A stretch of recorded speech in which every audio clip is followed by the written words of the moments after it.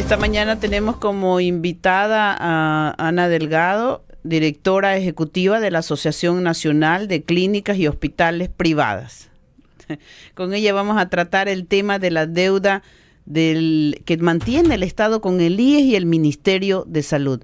Buenos días, Ana. Mónica Mendoza les saluda. Estoy con Gustavo Navarro y Mariela Díaz aquí en Mundo Di Blue. Buen día. ¿Nos escucha? Muy buenos días, Mónica. ¿Cómo está, Ana? ¿Cuál es la deuda? ¿A cuánto asciende actualmente la deuda que mantiene el Estado tanto con las clínicas privadas y hospitales en el país? La deuda del IES y del MSP alcanza en este momento a los 433 millones. Son 293,7 millones del IES y 139,5 del Ministerio de Salud. ¿De cuánto tiempo estamos hablando? ¿Por qué hay esta cifra exorbitante de deuda, en este caso con ustedes? Sí, la cifra es muy grande porque esta deuda viene desde el 2010 en el caso del IES. Definitivamente esta es una deuda que se gestó en los últimos gobiernos, ¿no? Y hizo su pico en el gobierno del señor Guillermo Lasso. ¿Cuáles son los servicios que los hospitales y clínicas privadas brindan y por qué se mantiene esta deuda tanto con el IES como el Ministerio de Salud? Si nos explica un poco para que nuestra audiencia entienda cuáles son los servicios que dan ustedes, ¿cuáles son? Sí, en primer lugar hay que decir que todas las clínicas y hospitales, también los centros especializados privados, son parte de lo que en el país se llama red complementaria de salud, porque el Sistema Nacional de Salud está integrado en dos redes, el sistema público y las instituciones de salud privadas. Entonces nosotros somos parte de esta red complementaria, ¿no? ¿Por qué se le puso ese nombre? Se le puso ese nombre porque nosotros tenemos siempre pues la obligación, esa es nuestra razón de ser, de atender a los pacientes que vienen, que tienen un problema de salud y requieren un servicio de salud privado. Pero cuando se conforma el Sistema Nacional de Salud se dice las clínicas privadas deben complementar los servicios de la red pública. Es decir, que nosotros brindamos nuestros servicios cuando la red pública no puede atender más porque sus camas están llenas, porque no tiene la capacidad resolutiva, lo que se dice, ¿no? Entonces, cuando les pasa eso o cuando hay un paciente con cobertura pública que requiere una prestación de muy alta complejidad, entonces nos mandan a la red privada. Así comenzó este problema de la deuda desde 2009, ¿no? Entonces nosotros seríamos las instituciones que ayudaríamos a la red pública a la red pública a complementar su acción cuando ellos no lo pueden hacer. Generalmente lo que se deriva hacia nosotros son pacientes que requieren servicios de cardiología, de neurocirugía, de trasplantes, de traumatología y la terapia de diálisis y de hemodiálisis, ¿no? Entonces, esas son principalmente las prestaciones que son demandadas a nosotros por parte del sector público. Entonces, es eso la primera parte de su pregunta. Y en la segunda parte yo debo decir que la deuda se fue gestando porque cuando el Estado y el gobierno de esa época toma la decisión de universalizar los servicios, es decir, que todo mundo tenía derecho, así lo dice la Constitución de 2008, a tener un acceso oportuno a una atención de calidad. El gobierno de ese momento, el sector administrativo, no tenía la capacidad para manejar toda la parte de gestión que debía hacerse para la atención de los pacientes. Entonces nosotros comenzamos a atender y comenzaron a aparecer los problemas. Había problemas en el tema de auditoría, especialmente no había la capacidad para auditar a la misma velocidad que a nosotros nos llegaban los pacientes. Entonces comienza a gestarse esta gran deuda que fue creciendo poco a poco, pero que, como yo decía antes, alcanzó su pico, porque inclusive en el gobierno del presidente Lasso, al 31 de diciembre del 22, la deuda era 480 millones. En este momento, digamos, es 433, pero yo debo aclarar que este dato de 433 es el 30 de noviembre del 23, porque nosotros hacemos el levantamiento de la deuda, que no es un proceso sencillo, es un proceso muy largo porque es muy metódico. Yo tengo la información de miembro por miembro, trámite por trámite. Entonces, en ese momento nosotros cerramos la deuda porque ahí se terminaba el gobierno y ahora pues tendremos que hacer un levantamiento Ana, en este diciembre, que ya se trata de otro gobierno. Ana, muy buenos días. La saluda Gustavo Navarro. En esta percepción de la calidad de los servicios de salud, medicina prepagada, seguramente habrán indicadores. ¿Algo ha mejorado? Es la pregunta. ¿Algo ha mejorado o qué es lo que realmente está en declive en cuanto a la prestación de estos servicios? Uno, digo desde el sector porque muchas personas inclusive hablan de que esta auditoría que se hizo o que las demoras en la auditoría son muchas veces inclusive condicionadas a pagos y hasta coimas para que la clínica privada pueda recibir inclusive la auditoría de sus facturas. ¿Cuánto de esto se ha podido resolver? O sea, yo pienso que el país ha avanzado. En términos generales, el país ha avanzado. También ha avanzado este tema que usted plantea del proceso de auditoría. Entonces, en este momento, por ejemplo, el IES tiene dos auditores externos. Uno que audita las cuentas hasta el 2021 y otro la del 2023. Y los auditores propios del IES auditan 2022. Entonces, ya por ejemplo, la plataforma que se está usando en este momento para auditar lo de 2023 es una buena plataforma. Es una plataforma que permite rapidez para consultar en qué estado está la auditoría, para hacer la auditoría. O sea, es una buena plataforma. El problema está en que, por ejemplo, de esta plataforma de la que yo les hablo, siempre, yo insisto en esto, los procesos son más lentos que el nivel de derivación Ya. de pacientes y también del número de pacientes que nosotros atendemos.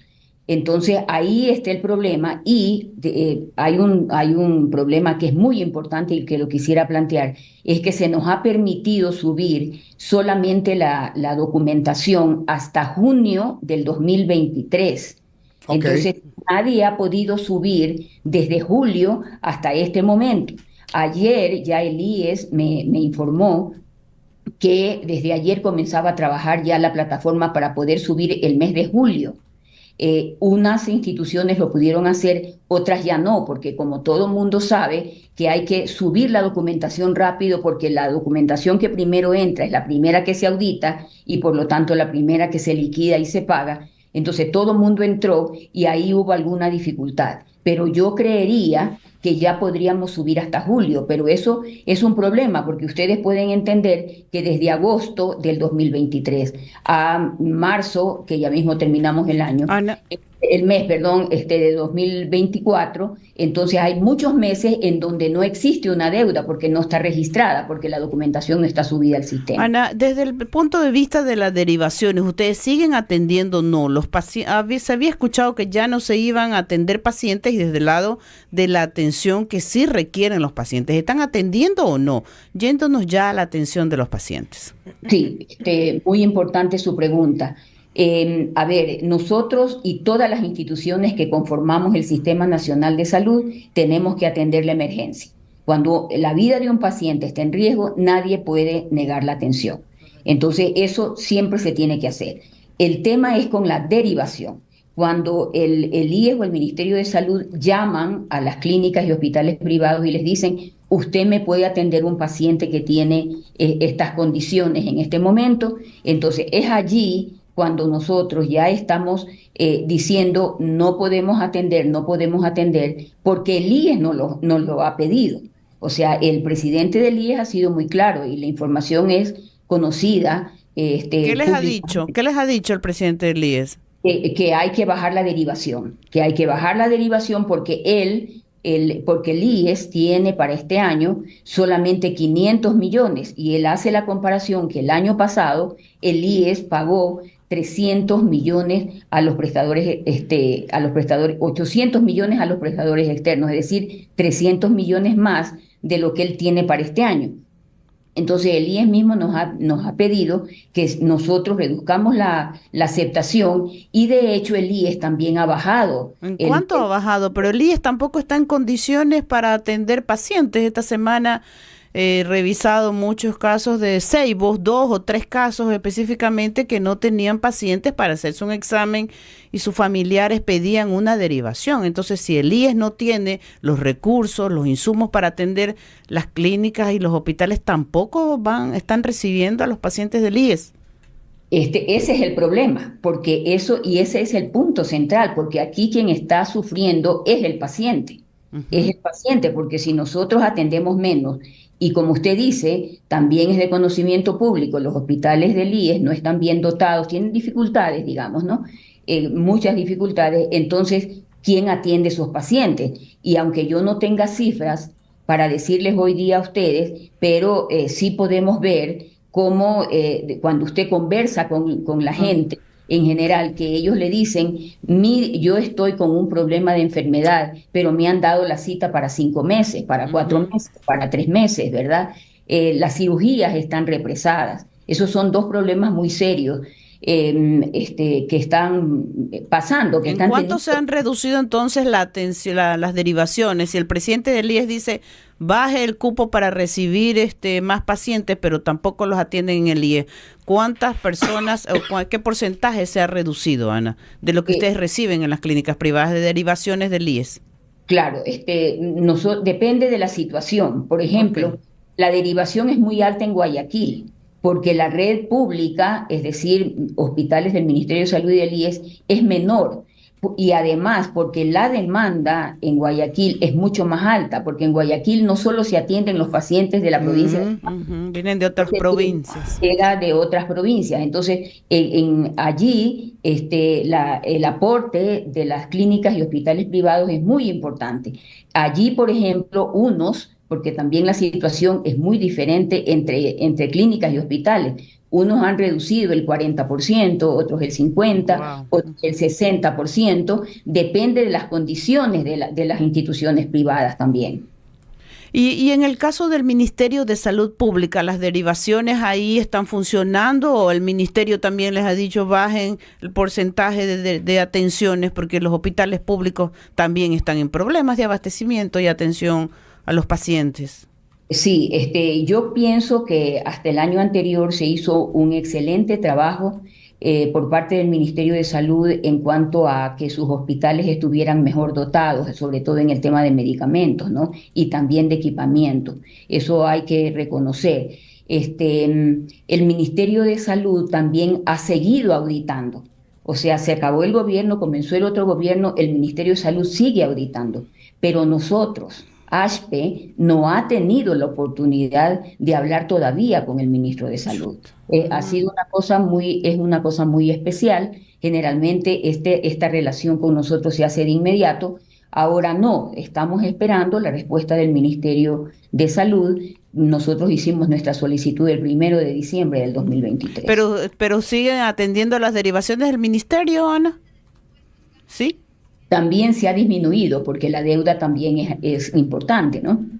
Todo se ha disminuido, porque miren, por ejemplo, las atenciones de las que yo hablé antes tienen un valor alto, o sea, lo que es cirugía, atención en cardiología, traumatología, tiene un valor muy alto. Por ejemplo, en el caso de traumatología hay que comprar prótesis, entonces nosotros ya no nos podemos seguir endeudando, porque no nos están pagando mes a mes como se hacía antes, ¿no? Entonces, aunque eran valores que nunca permitieron pagar la deuda, eran valores que entraban y que permitían a los gerentes de nuestras instituciones organizarse en el mes, ¿no? Para pagar sus proveedores. En este momento la situación es muy complicada y yo quiero destacar este problema de falta de pago al sector privado de la salud está poniendo en riesgo el trabajo, las plazas de trabajo de mucha gente, y también está poniendo en riesgo a toda la cadena de valor de la salud,